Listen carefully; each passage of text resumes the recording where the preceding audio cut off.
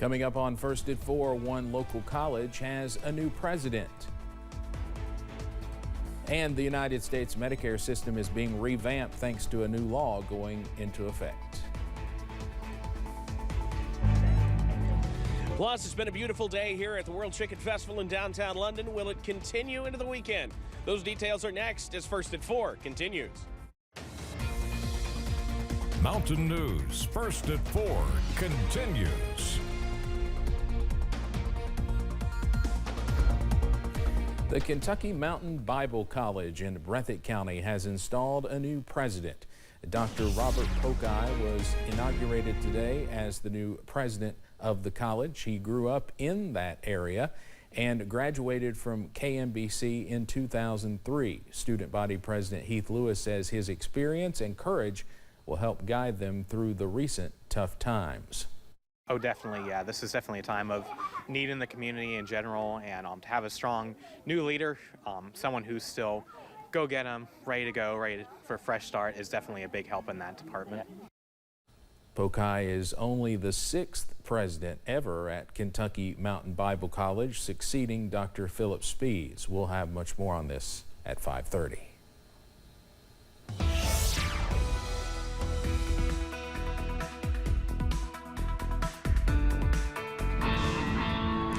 Well, we are continuing to see and hear good music here at the World Chicken Festival in downtown London, warming up there on the stage of stars right next to us. It's been a beautiful day out here. Just a few of those fair weather clouds working on in, but they are on the increase from west to east. So let's head east. UVA-wise, not too many of those clouds out there right now. They're cooler than everybody else as well, with a temperature sitting at just 61. I-75 at along I-75 at Mount Vernon. Plenty of blue sky out there, just a few of those clouds sneaking on in, but still plenty of sunshine.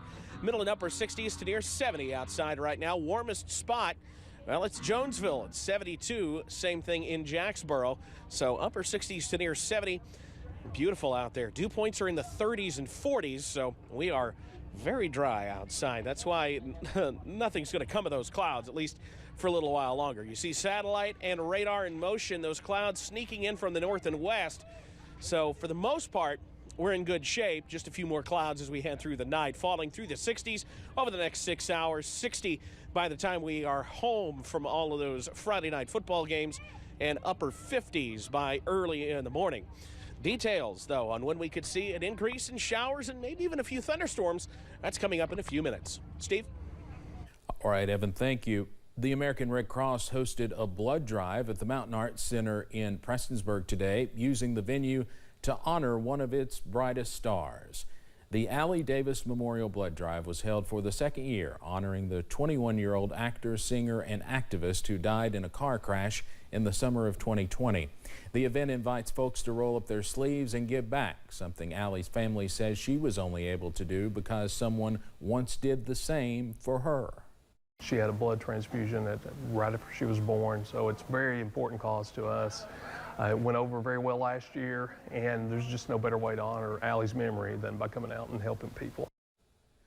The drive saw folks packing the MAC all afternoon long, each one hoping to be an Allie. Monkeypox cases are climbing in Kentucky. The CDC now says the state has 50 confirmed cases. Previously, there were only 4 in Fayette County, but that number has now increased to 7. Most of the cases are still in and around the Louisville area. Now, you can check with your health department if you're at high risk for the virus to get vaccinated.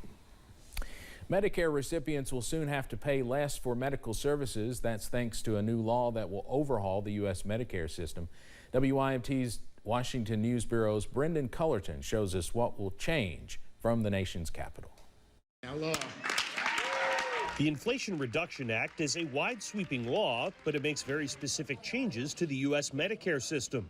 The Better Medicare Alliance says one of the most important changes is capping out-of-pocket spending on prescription drugs at $2,000 a year. These Medicare beneficiaries take several drugs for complex chronic conditions. They could spend $4,000, $5,000, potentially unlimited amounts every year. Changes to Medicare also include making certain vaccines free. AARP says that is especially useful for older citizens. One example is the shingles vaccine, which older Americans need, and those can cost $300 a shot. So starting in January, those are going to be free, and that's going to be great news for older Americans in this country.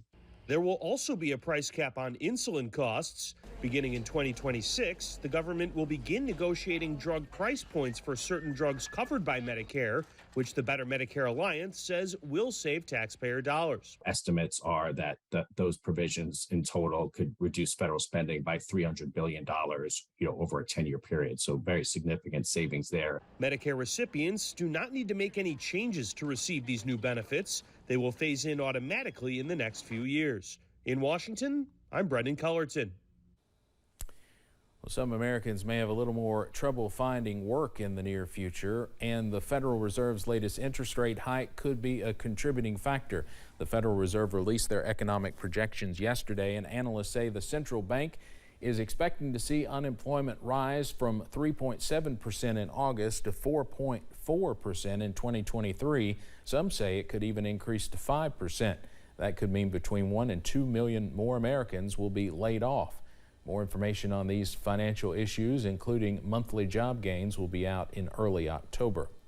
The oil market is feeling the brunt of recession fears. Crude fell on Friday, tumbling below $80 per barrel, a low not seen since January. Now, this is good and bad news for U.S. consumers. Lower oil prices means gas prices will also continue to go down, and AAA says the national average for a gallon has dropped about $1.30 already since mid-June. However, it's also a sign investors are concerned. Some may even be worried about the way the U.S. economy is heading. A record number of migrants are being arrested at the border. CBS's Manny Bajorquez has the latest on that from El Paso, Texas. These are their first steps into the United States. Migrants arrive here sometimes nervous, often exhausted, but hopeful. So you see hope and opportunity not only for you, but for your family that's left behind. Tu familia que queda atrás. Exactamente, mi familia. Fabricio Hoyos has been traveling for a month. So almost a month on the road. Casi un mes. 7 countries, 7 países.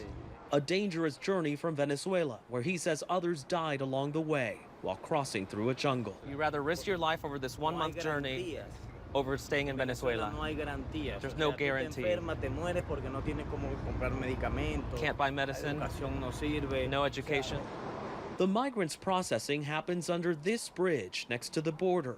This is the initial screening and vetting, as you will, where we medically screen, identify, classify them. This mobile processing center is seeing an average of 1,500 migrants a day, about half of them from Venezuela. How does that change the equation for you? Well, unlike the Mexicans and Central Americans that we can process under the CDC authority of Title 42, we are having to process the people coming from Venezuela and Cuba and Nicaragua under our Title 8 authorities. Meaning they're usually released and allowed to request asylum, a process that typically takes years to complete. But not everyone is allowed in. CBP says more than 1.3 million migrants were deported or expelled so far this year, a greater number than those still in the U.S.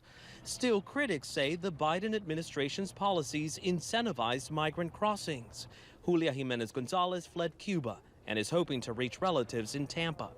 Quiero llegar a su país y ser libre y reunirme con mi familia. You want to be free and reunite with your family. A long journey with longer still to go. Manuel Bajorquez, CBS News, El Paso. Coming up as First Before continues, Tesla is recalling more than 1 million vehicles. Plus, the latest on if this beautiful fall weather continues into the weekend. The latest details ahead.